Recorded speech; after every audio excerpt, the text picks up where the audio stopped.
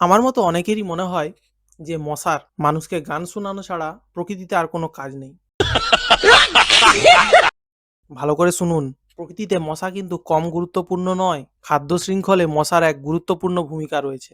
মশা যখন জলে লার্ভা অবস্থায় থাকে তখন মাছ, ফড়িং, গুবরে পোকা এবং স্যালামান্ডার প্রজাতির কিছু উভচর প্রাণী তাদের খেয়ে বেঁচে থাকে। আবার মশা যখন ওড়ে তখন বাদুড়, বিভিন্ন পাখি, মাকড়সা, টিকটিকি এবং ব্যাঙ তাদের খেয়ে বেঁচে থাকে। সবচেয়ে গুরুত্বপূর্ণ এবং চমৎকার ব্যাপার, মৌমাছি এবং প্রজাপতির মতোই মশারাও কিন্তু ফুলের পরাগরেণুর মিলনে সাহায্য করে। এছাড়াও মশারা যখন জলে থাকে তখন প্রকৃতিতে তারা প্রাকৃতিক জলের ফিল্টার হিসেবে কাজ করে। মশার লার্ভা জলে থাকা জৈব পদার্থ এবং বিভিন্ন জীবাণুকে খেয়ে ফেলে এবং তাদের মল এবং মৃতদেহ মাটিতে বিভিন্ন উদ্ভিদের পুষ্টিতে যোগদান করে। এরপরেও কি বলবেন যে মশার আমাদেরকে গান শোনানো ছাড়া প্রকৃতিতে আর কোনো কাজ নেই? অবশ্যই একটা লাইক এবং চ্যানেলটাকে সাবস্ক্রাইব করে যাবেন। ধন্যবাদ।